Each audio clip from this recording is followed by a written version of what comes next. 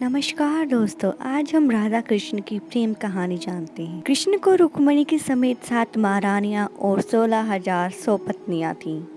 1,61,080 बच्चे थे, लेकिन प्रेयसी सिर्फ एक ही थी, वो है राधा। कृष्ण का मन पूरी तरह से राधा के अधीन में था। राधा के नाम के बिना कृष्ण का नाम प्रसिद्ध और तस्वीरें भी अपूर्ण हैं।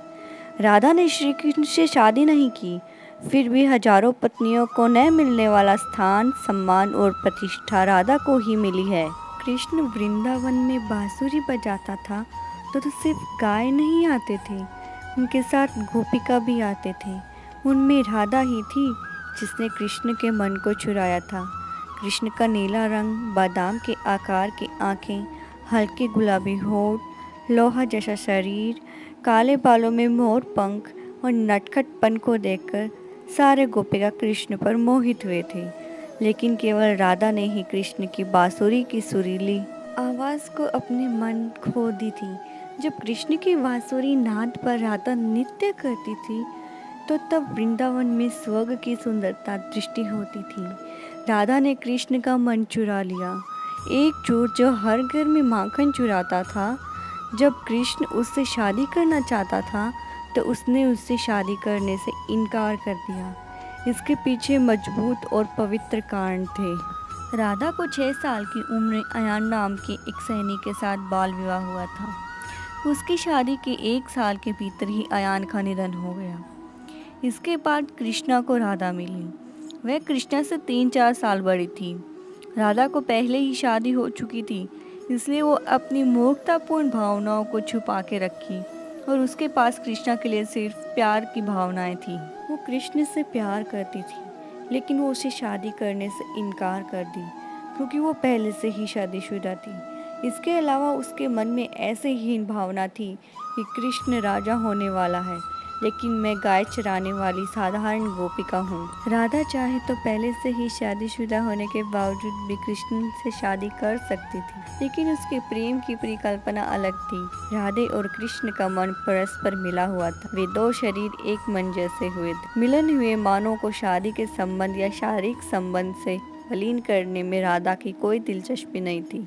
इसके अलावा वो मानती थी कि प्रेम में एक हुए मानव को शादी के बंधन की जरूरत नहीं है, इसलिए राधे ने कृष्ण से शादी नहीं की। राधे की बात को मानकर श्री कृष्ण ने अपनी जिम्मेदारियों को संभालने के लिए वृंदावन छोड़कर द्वारका को आया। राजा बनने के बाद वह फिर कभी वृंदावन को वापस नहीं गया।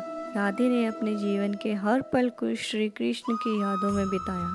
राजा बनने के बाद श्री कृष्ण के ऊपर बहुत सारी जिम्मेदारियां थी, इसलिए वो राधा से नहीं मिला, लेकिन उसका मन पूरी तरह राधा के अधीन था।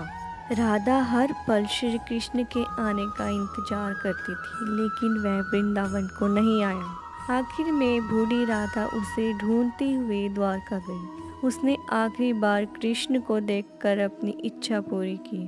कृष्ण ने आखिरी बार राधा के मन पसंदीदा बांसुरी राग को बजाया और उसके बाद बांसुरी को तोड़कर फेंक दिया। उसके बांसुरी ताल पर 4 कदम नाचकर राधा हंसते हंसते अपनी जान छोड़ दी।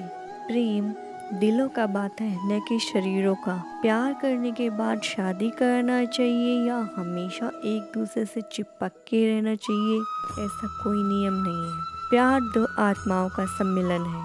सच्चा प्यार वो है जिसमें 2 शरीर एक ही आत्मा में रहते हैं। इसे राधा ने हमें सिखाया है। बिना शारीरिक संबंध बना के, बिना हमेशा साथ रह के, मानसिक रूप से प्यार करके राधा ने इस दुनिया को दिखाया है। सूर्य चंद्र रहने तक राधा का नाम अमर है। आज के प्रेमियों को उसकी प्रेम कहानी से बहुत कुछ सीखना है। मुझे बताइए कि आप इस प्रेम कहानी के बारे में क्या सोचते हैं और इसे अपने परिजनों के साथ साझा करते हैं। ऐसी और इंटरेस्टिंग स्टोरीज सुनने के लिए, देखने के लिए हमारे चैनल एंटरटेनमेंट अड्डा को सब्सक्राइब करें। अगर आपको हमारी वीडियो अच्छी लगी हो तो अपने दोस्तों के साथ शेयर कीजिए, लाइक कीजिए।